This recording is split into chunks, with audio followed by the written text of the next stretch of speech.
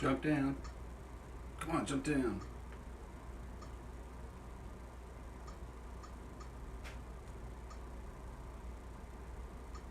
I lost. There you go. Oh yeah, the button.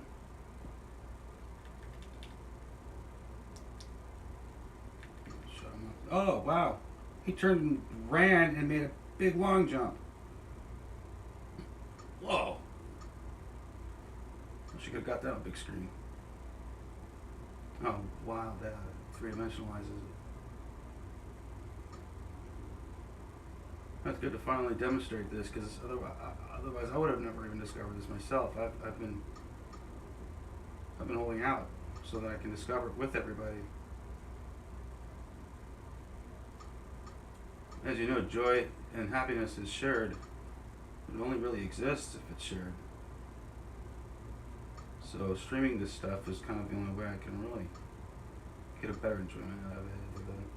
The challenges that I can get into. Let's see if we can climb up there and show the character jump up onto the platforms there and get the car. You should be able to get the car at this point. So I'm going to point my mouse up to the car, and I'm going to kind of wiggle the mouse a little bit, or wiggle the joystick a little. You just kind of tap the top, and it can trigger a button that goes. Did we fall off the? I think we might have fallen off track there. Let's see if we can get out. All right, we're in a situation. Yeah, we got out. We got out. No problem. No problem. Oh, and I ran down a pit. Okay, so I must have pressed a button there. I've got a couple buttons here, and they do things. You know, they all do something. I've got about 1, 2, 3, 4, 5 buttons working down here. We've got a cross pad, direction pad that does influence some things there. At this point, the direction keys are turned. They're turned off so that we could get everything connected first. So we have it in a mode. We have it in auto mode, and it's what happens when you turn all of your keys off. You basically write the script to make it so that your keys work a certain way, and you write the script that says if the button is pushed, then do nothing. Otherwise, if it's not pushed, then operate the direction keys. And so that's what we wrote in here and left it that way because it wasn't finished being hooked up. So then I got it all hooked up and finished it. So now when I push a button, they inevitably don't do the direction pad because I told it to. So I have to go back into the script and switch it so that it says when the button's down, you will push direction key, and then when it's not pushed down, you will do nothing. And so I have to go in and just switch it backwards to get that to work. So what I created out of just keeping it on, see, there we go, we collected the drone. So now he's got the drone, and so now he's capable of doing a couple combinations which can get him to float through the air, and that's one of the fun parts of the game. So at this point I'm working on getting the character to jump. He can kick, he can flail his arms, he can do a fast run, as we saw there. We need to get him out of this. See if we can get him out of that. He's going. There he goes. Let's do a jump. Let's do a jump. And the keys like jump and action, they're integrated right now. So there you go. Look, we just made it over the. Oh, we almost made it over the pitfall there. We didn't quite get it. So anyway, all right. Well, that's a first demonstration of Boy and his Bot, or Roy's Adventure. It's Roy's Adventure. That's right. It's not necessarily. He's not necessarily has to be a boy. That's an old name. Old name is called Boy and his Bot. The kid's name is Roy. And Roy has an adventure with his little robot through a world of big marching mech warrior little robots that are roaming around this desertified landscape. And once in a blue moon, you see a tree or something that's natural, like this bug. But we're not sure if the bug is a robotic mechanism or if it's not. So our goal right now is to make it over this little pitfall here, and we're trying to see if we can get it over there. Some of the direction keys actually have been known to work. We did it. Oh, we almost did it. What happened, kid? Let's see if we can try it this time. No, I think the right button's working. The direction key keeps pushing me to the right, so I have a feeling that that is influencing movement. I don't know. The code's weird. The code's really weird. All right, so there we go. Yeah, so I can get glued into this for quite a while here. You can see him jumping around. Okay, so our little robot just shocked the big one and got him to stop. So he stops picking on me. He stops picking on you there, and then you can get past him. So your little robo guy can help you. I keep jumping down the pit though. That's the problem. Let's see if I'll give it one more try here. All right, good job. He went up into the top. That's nice.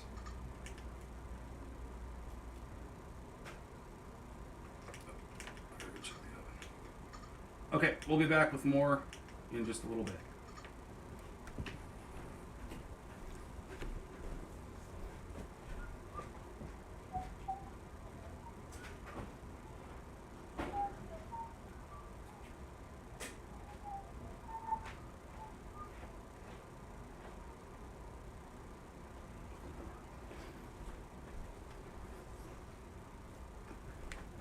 Let's get a close-up, and we can see more of a close-up range of what's happening. There we go.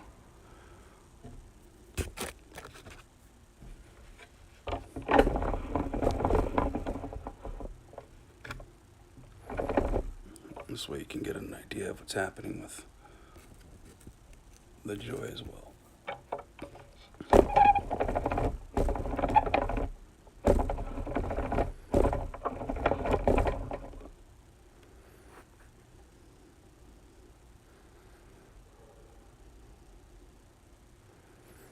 Okay.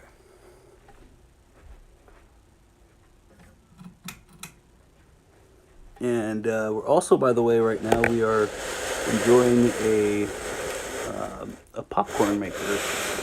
We have a really awesome popcorn maker that we're going to get fired up, and we're going to see some classic electronics work, just like our theater, and we'll be making some popcorn with the theater experiences.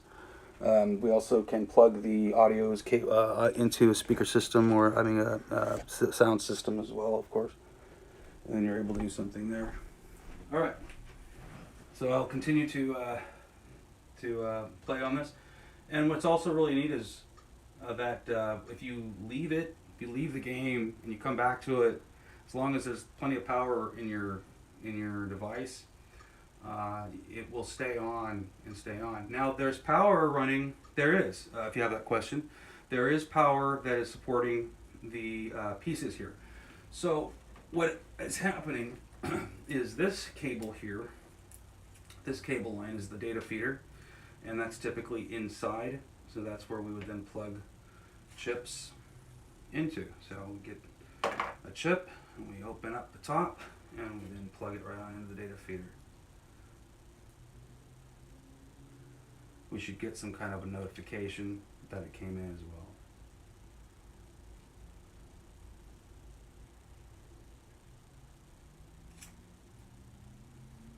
So if you can get your small devices to read a USB, you have to give it some time sometimes. Sometimes they take a little bit just to register, and it also depends on how much space you have available on your device unit. But if you have to unplug and plug things back in, that sometimes helps. It helps to trigger it up to activate it and get it going. And then you're able to do stuff that way. All right, let's jump. Let's jump. Go ahead and jump off there. There you go. Big jump, big jump.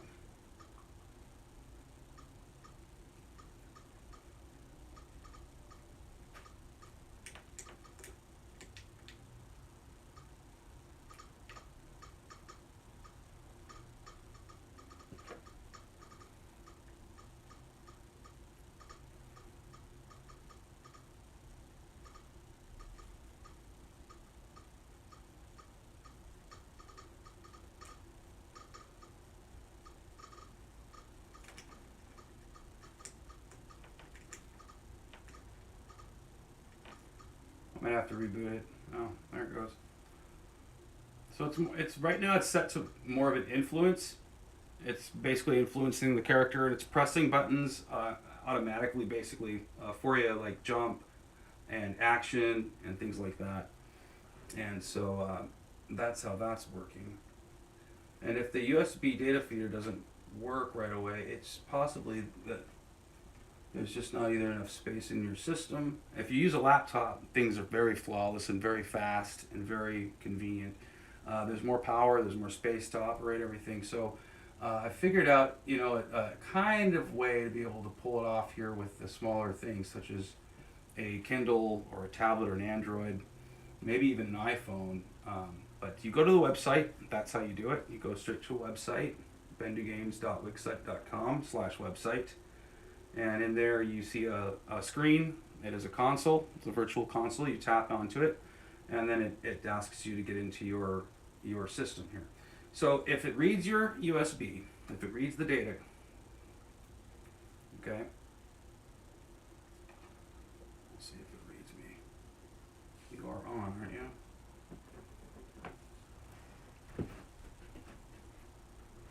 And then next what I'll do is I'll show the figures. We'll start moving some figures around and seeing how we can tap in to create the awesome effect of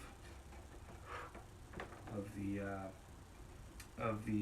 actual automatic devices. Okay, I'm going to take a look at my cord here. Now I'm going to re-plug it in just in case that is what is going on. Let's go ahead and give it a replug. So I unplug it from the, there's another Bendu, it's a smaller Bendu box, it's down here, and that's basically supporting a hub inside. And so the hub is able to take different plugs from like the data feed here, and then the controller is on its own plug. So they both plug into that, and the hubs can be made to be put inside of here, and then it just takes one cable, and you can plug the one cable in on the usual note, and it's looking for a document file. Oh, it looks like we put in the chess game. I just messed it up. So right now I don't see why. I don't know why, but it's not looking at me. Let's try another chip. Now, not all my chips are actually totally updated. A lot of them just have an exe. But it's really cool when the Kindle can read the USB, and sometimes it just doesn't. Like, of course, now that I'm trying to show it, it's gonna be finicky and not do it, and that's okay. I'm gonna go ahead and put in a game here.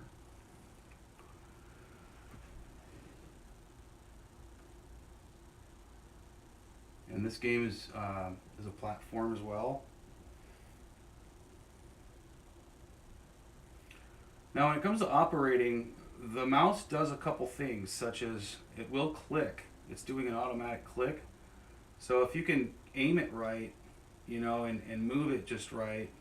There's another setting for our mouse to give it a faster speed, which allows for that to happen. So I just clicked back there using this joystick here, so I was able to operate to be able to pull something in. Let's try Astrofields for a minute. Now I have all of the games are basically all in a transfer file area, and they're all able to come in to the download box here in this unit. And so there's two ways to load the games in. There's either have them on file and you can pop them right into the browsers, or you can, if it picks up your USB, which it's not doing for me right now, it's being finicky. Could be my cord, I could have a bad cord, or just when a lot of power is being used, sometimes things don't want to work. And so it's kind of unfortunate because I'm using extra power to make it so that we can do that double combo, but if it doesn't work, it's kind of pointless. So that's probably the most disappointing thing right now for me, is that I get a lot of finicky uncertainty from using a data feed along with a controller at the same time and putting them both into the smaller Android. But when it works, it's really great because it's like, oh cool, now I can just put in a cartridge, pop it in, and there it is. So with that, I'll whining and complaining about that, and continue to move our characters around the screen as we've got here. Now, in this game, it's a little bit like Frogger, and it's also like Pac-Man. So I got to watch out for these these these aliens. They're little alien creatures, and there's like alien fish. Like this guy, he's got a buzz. He's got like a buzz cut, kind of like a mohawk. So he's like this mohawked fish. There's a squid, like a little weird squid dude. Anyway, they're all walking around. They're all moving around like buses through a road there, and you have to dodge them while you're collecting these pellets. And if you can collect all the pellets in the room, then you of course move to the next level. And there's a forward flying level in the next stage, which allows you to go forward, up, and you're doing that kind of a game like that. And then you run into all these guys who are all over the picture as you're trying to move up the screen this way. And you finally get to a boss at the end. There's a couple private, I should say secret rooms, and the secret rooms give you things to find. So you might find like some kind of glowing orb or a heart or some kind of a thing. There's inventories as well. So there's some inventories that'll pop up, and they can give you special things like boosters, shields, and all of that fun stuff. So I'm gonna get back to doing some things and improving everything I can improve still, and still working on whatever's. But I can sit here and at least burn a good hour to 2 hours if I'm not careful, just collecting pellets, listening to some tunes, or I'll switch over and decide, well, let's put on a movie or something. So unfortunately the data feeder didn't work. I was hoping that would work, but I had a feeling it wouldn't, so I kind of just warned us about that. But the good thing is there will be another run. I will do another broadcast run, and we will possibly see that actually work. And when it does work, it'll be real magic, so you can see just popping in a cartridge, then you can put it in, and there it is, and then you can play it, you can access it all, and it's all being controlled with its own unit. So yeah, if you'd like to support, help out, we'd be glad to accept your donations. I'm gonna go ahead and tap in real quick before I go I'm gonna do a tap in so we can see some of the automated things happen. So I'm gonna go ahead and just push the X, the square. I'm gonna get out of that browser. I'm gonna go ahead and splash over to a laptop. I use Splashtop. This isn't used for business. This is just used for my own personal use. So I'm not trying to show it as a way to sell a product. But I think everybody has some kind of go-to screen controller or whatever. I used to go to my PC. I used to use TeamViewer, and so a lot of them can just do the same thing. Or you can do a remote tap into your laptop. So whatever program or software you want to use, that's what you do. And now you're able to actually operate that laptop using this joystick. So let's say I want to tap this open, and I just give it a double tap.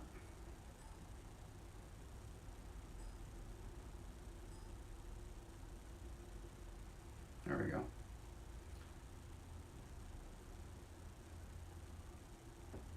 Okay, I'm going to go and put in a password real quick.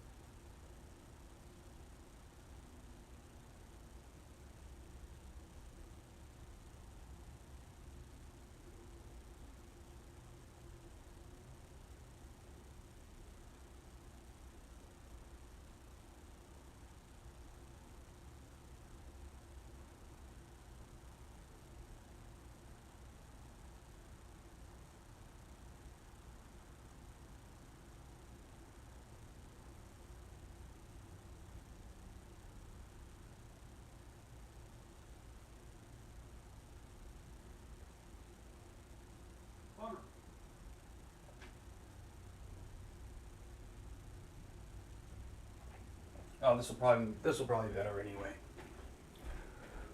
All right, I'm back. Okay, so let's go ahead and pay attention now and turn our attention to this little droid we have here.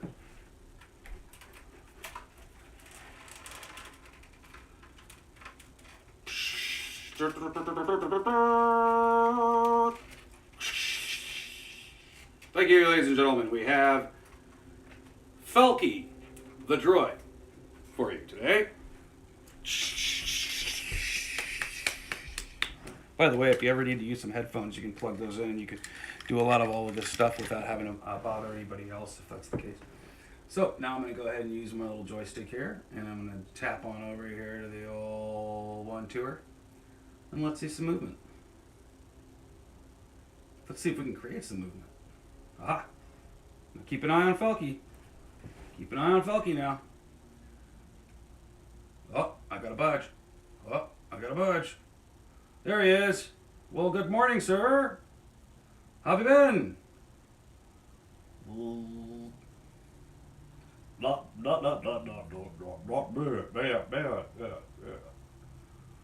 Yeah, it's been some time, huh? Been a little bit? Indubitably. Indubitably. Okay, so then we got a little snap out. So it's a little way that we can putter around with our devices. Maybe we can set it to be detected by sensors that can then activate hotkeys for us. And so we've been playing around with that over the years, seeing what kind of cool responses we can get back into the computer after relaying things. This was a firecracker, by the way. This Millennium Falcon, which is clearly a Star Wars franchised copyrighted product. I don't know what kind of version of the Falcon, Millennium Falcon it is, but it was a firecracker I found on the ground, and I just combined it with my little thing there, and just did some clay work, a little bit of clay work to cover things and do some extra design to give it something unique, something different. But there we are, and that's one character I'm able to play around with as far as moving around. And that's thanks to, typical IP camera software. This is a 3-cam. So there you go. I built a time android out of a 3-cam. Not just any 3-cam, but one with some style. I had to give him some style, Marty. Talk. You don't just walk in any store and buy plutonium. Did you rip that off? Of course. So there we go. And if you want to use it as a security camera, that's what it is. So that's what Felky is. So Felky is their security card. Just so you can see that's how that works out. And if you can see him there, see him moving about. I don't know if you can. Hopefully you can. And you can put it on different movements. There's different ways to move the deal. There is the patrol left and right movement. And it should just patrol left, right. Now, one of the coolest things you can do with this is you can put some colored boards behind it, and you could put something on it, like a ship, and you could have a film. You could do some filmography, and you've got something moving your ship about behind you could put something to block this out, and then you could just roll a movement and then superimpose something in the background of stars flying at us like this. And I'd love to try something out like that, and maybe somehow we can use the super cool magic screens and do something really cool with it like that.